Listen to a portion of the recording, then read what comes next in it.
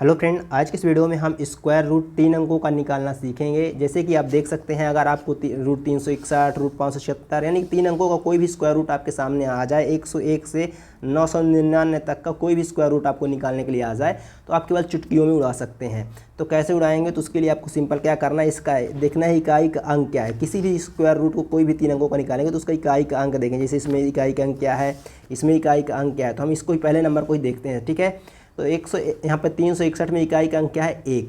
तो अब आपको 1 से लेकर 9 तक का स्क्वायर याद होना चाहिए। 100% ये आपको यदि पता है तो निकाल लोगे दोस्त, और नहीं पता तो याद कर लीजिए, 1 से 9 तक का याद कर लीजिए। ठीक है, तो देख सकते हैं 1 से 9 तक का जो आप वर्ग निकालते हो तो उसके इकाई के अंक में 1 किस किस के अंत में आता है। तो देख सकते हैं इसका इकाई के अंक 1 का वर्ग करते हैं तो आता है, और एक 9 का वर्ग करते हैं तो इकाई का अंक 1 आता है। ठीक है, तो बस हमें क्या करना है, यहाँ पे 1 और 9 लिख लेना, 1 और 9। अभी हमें ये नहीं पता चला कि कंप्लीटली ये किस नंबर का जो है स्क्वायर रूट है ना। तो इस चीज़ को पता करने के लिए क्या करेंगे, यहाँ पर जैसे देख सकते हैं अगर 3 अंक है तो सामने वाले ये 3 को देखेंगे कि ये किस किस पूर्ण वर्ग के संख्या के बीच में आता है। तो ये दोस्त यहाँ पर आता है 1 का वर्ग करेंगे, देख सकते हैं तो यहाँ पर ये 1 के वर्ग और 2 के वर्ग के बीच में आता है, यानी कि 1 के वर्ग और 2 के वर्ग के बीच में आता है 3।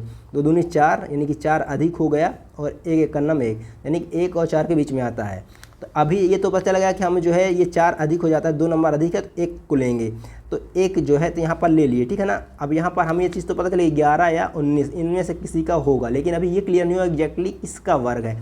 ठीक ना, तो एग्जैक्टली किसका वर्ग, ये चीज़ क्लियर करने के लिए क्या करेंगे, यहाँ पर इन दोनों का आपस में मल्टीप्लाई कर देंगे। 1 और 2 का मल्टीप्लाई करेंगे तो 2 और 1 का मल्टीप्लाई करेंगे तो कितना आएगा, 2 1 कम 2। ठीक है, यहाँ पर 2 आया। ठीक है ना, स्क्वायर से मतलब नहीं रहेगा, सिर्फ 1 और 2 का मल्टीप्लाई करेंगे तो 2 आ गया।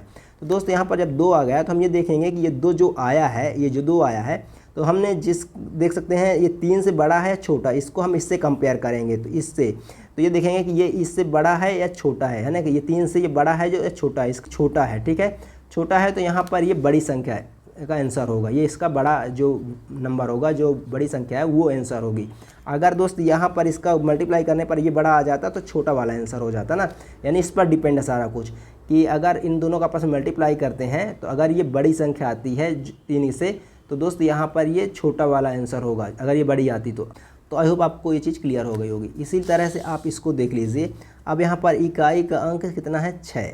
ठीक है, तो इकाई का अंक 6 है, तो अब देखेंगे कि यहाँ पर 1 से 9 तक में किस किस के इकाई के अंक में 6 आता है। देख सकते हैं 6 में आता है और 4 में आता है, तो यहाँ पर 2 आ जाएंगे पहले, तो 4 और 6। ठीक है, 2 आ जाएंगे। अब हमें ये चीज़ तो क्लियर हो गई कि लास्ट में जो है इकाई का अंक 4 और 6 होगा। ठीक है, आंसर के इकाई के अंक में।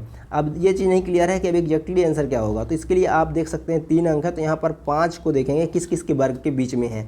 एक तो आप देखेंगे कि ये 2 का वर्ग 2 दूनी 4, 4 और 3 के वर्ग के बीच में है। तो दोस्तों यहाँ पर अब आप क्या करेंगे कि यहाँ पर ये तो चीज़ क्लियर हो गई, लेकिन दोस्तों यहाँ पर अब आप ये चीज़ तो क्लियर हो गई कि यहाँ पर ये 2 ही हम यहाँ पर सामने रखेंगे, क्योंकि ये 3 अधिक हो जाता है, 3 का वर्ग अधिक हो जाता है, तो 5 से छोटा 4 है। ठीक है, तो यहाँ पर ये 2 आ जाएगा, दोनों जगह 2 आ जाएगा। लेकिन अभी ये क्लियर नहीं है कि दोनों में से किसका होगा, है ना, ये दोनों में से कौन सा आंसर होगा, अभी ये चीज़ क्लियर नहीं है, डाउटफुल है।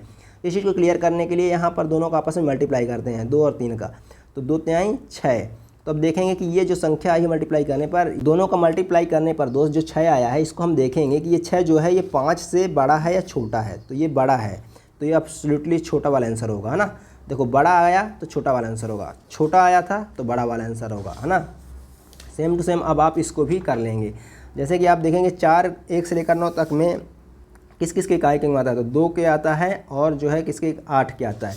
तो इसका जो है 2 होगा इकाई का अंक और लास्ट में 8 होगा। ठीक है, लेकिन ये क्लियर नहीं एग्जैक्टली आंसर क्या होगा, तो इसके लिए आप 7 को देखेंगे किस किस के बीच में है। तो ये 2 के वर्ग के बीच में है और 3 के वर्ग के बीच में है, तो यहाँ पर 2 और 3 के बीच में है, तो 2 और यहाँ पर 2 हो जाएगा, क्योंकि 3 अधिक है, 3 का वर्ग अधिक हो जाता है, 9 अधिक चला जाता है, तो 2 दूनी 4 इस पे नीचे ही रहता है। ठीक है, तो यही चीज़ देखेंगे कि ये 2 और 3 के वर्ग के बीच में है 7, लेकिन ये छोटे वाले को लेंगे हमेशा। ठीक है ना, छोटे वाले को लेते हैं, अधिक वाले को नहीं लेते, नहीं तो अधिक हो जाएगा।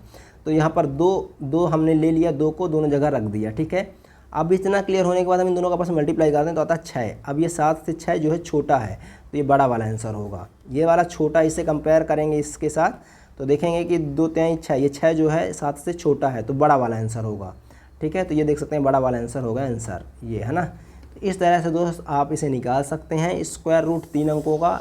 अब 101 से लेकर 999 तक आप बहुत आसानी से निकाल पाएंगे किन्हीं भी 3 अंकों का स्क्वायर रूट। आई होप आपका डाउट क्लियर हो जाता है। यदि वीडियो से मिलता है थोड़ा सा भी तो प्लीज़ चैनल को सब्सक्राइब करके जाया करो, इससे हमें मोटिवेशन मिलता है और हम आपके लिए ऐसे ही कंटेंट लाते रहते हैं।